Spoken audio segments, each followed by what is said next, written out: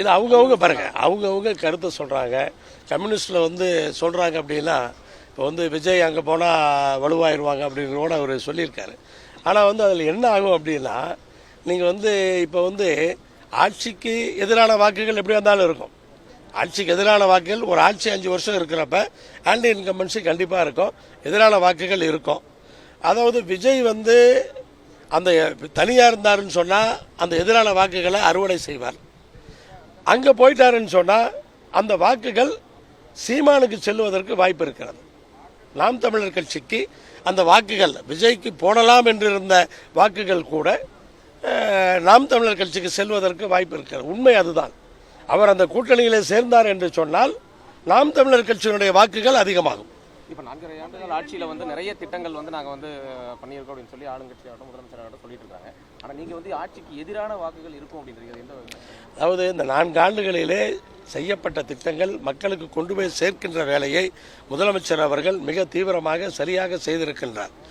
என்ன செய்தாலுமே ஒரு anti incumbency, ஒரு எதிர்வாக்குகள் என்று கொஞ்சமாவது இருக்கும். எவ்வளவு இருக்குங்கிறது நமக்கு தேர்தலுக்கு அப்புறம் தான் தெரியும்.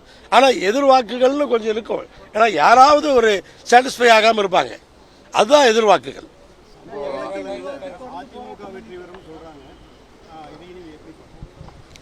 அந்தந்த கட்சி சார்ந்து நீங்கள் அதாவது அவங்க சர்வே பண்ணுறாங்க, கணக்குகள் எடுக்கிறாங்க.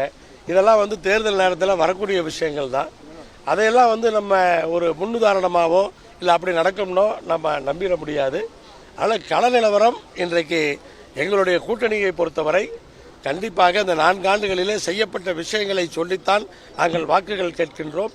அந்தந்த தொகுதியாக இருந்தாலும் மொத்த தமிழ்நாடாக இருந்தாலும் இந்த 4 ஆண்டுகளிலே செய்யப்பட்ட திட்டங்கள் மக்களுக்கு சென்று சேர்ந்திருக்கிற விஷயம், இவற்றை பேசித்தான் வாக்குகளை கேட்க இருக்கின்றோம். அதிமுக கூட்டணியை பொறுத்த வரைக்கும் மேட்டுப்பாளையம் கொங்கு மண்டலத்தை குறி வச்சு இன்னைக்கு எடப்பாடியார் 7ஆம் தேதி இந்த சுற்றுப்பயணத்தை தொடங்குறாரு. அது எந்த அளவுக்கு வெற்றியா இருக்கும்? அதே போல இந்த சுற்றுப்பயணத்தில் பாஜகவும் கலந்துக்கும் அப்படின்னு சொல்லியிருக்காங்க. நயினார் கலந்துக்கும் சொல்லியிருக்காங்க.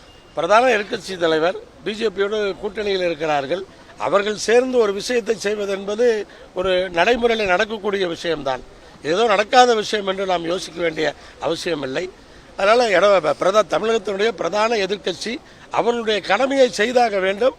அதை செய்கின்றார்கள். அது சரியான விதத்தில் அவங்க செய்கிறார்கள்.